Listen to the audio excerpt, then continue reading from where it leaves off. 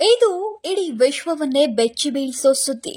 ಮನುಷ್ಯ ತನ್ನ ಅಸ್ತಿತ್ವವನ್ನ ನಂಬಿಕೆಯ ಮೇಲೆ ಇಟ್ಟುಕೊಂಡಿರ್ತಾನೆ. ಕಾಲ ಅನ್ನೋ ಚೌಕಿದಾರನನ್ನ ನೋಡ್ತಾ ನಿಂತಿರ್ತಾನೆ.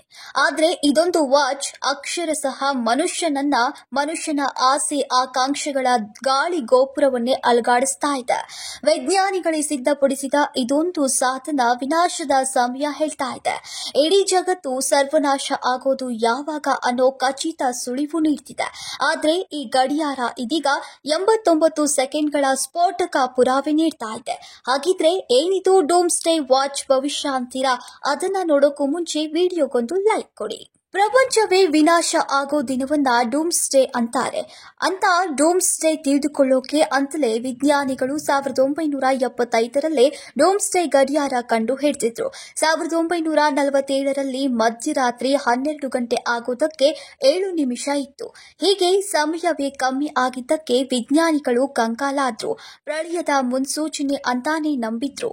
ಇದಾದ ಬಳಿಕ 1960ರಲ್ಲಿ ಮಧ್ಯರಾತ್ರಿ ಆಗೋದಕ್ಕೆ 10 ನಿಮಿಷ ವ್ಯತ್ಯಯ ಆಗಿತ್ತು. ಆ 10 ನಿಮಿಷ ಏನಾಯ್ತು ಅಂತ ಮತ್ತೆ ವಿಜ್ಞಾನಿಗಳು ತಲೆಕೆಡಿಸಿಕೊಂಡಿದ್ರು. 2010ರಲ್ಲಿ 6 ನಿಮಿಷ ತೆಗೆದುಕೊಂಡಿತ್ತು. 2020ರಲ್ಲಿ ಮಧ್ಯರಾತ್ರಿ 12 ಗಂಟೆ ಆಗೋದಕ್ಕೆ 100 ಸೆಕೆಂಡ್ಗಳ ವ್ಯತ್ಯಯ ಉಂಟಾಗಿತ್ತು. ಇದೀಗ ಆ ಸಮಯ 89 ಸೆಕೆಂಡ್ ಕಮ್ಮಿ ಆಗುತ್ತಲೇ ಇದೆ. ಇದೇ ಕಾರಣಕ್ಕೆ ನೋಡಿ ಪ್ರಳಯ ದೂರವಿಲ್ಲ, ಆದಷ್ಟು ಬೇಗ ಬರಲಿದೆ ಅನ್ನೋದನ್ನ ಅಮೆರಿಕದ ವಿಜ್ಞಾನಿಗಳು ಅಂದಾಜಿಸಿದ್ದಾರೆ. ಡೂಮ್ಸ್ಡೇ ಅಟಾಮಿಕ್ ವಿಜ್ಞಾನಿಗಳು ವಾಷಿಂಗ್ಟನ್ನಲ್ಲಿ ಇತ್ತೀಚೆಗೆ ಪ್ರೆಸ್ ಮೀಟ್ ಮಾಡಿ ಹಂಚಿಕೊಂಡ ವಿಚಾರ ಇದೀಗ ಪ್ರಳಯದ ಮುನ್ಸೂಚನೆ ನೀಡಿ ಬೆಚ್ಚಿ ಬೀಳಿಸಿದ್ದಾರೆ.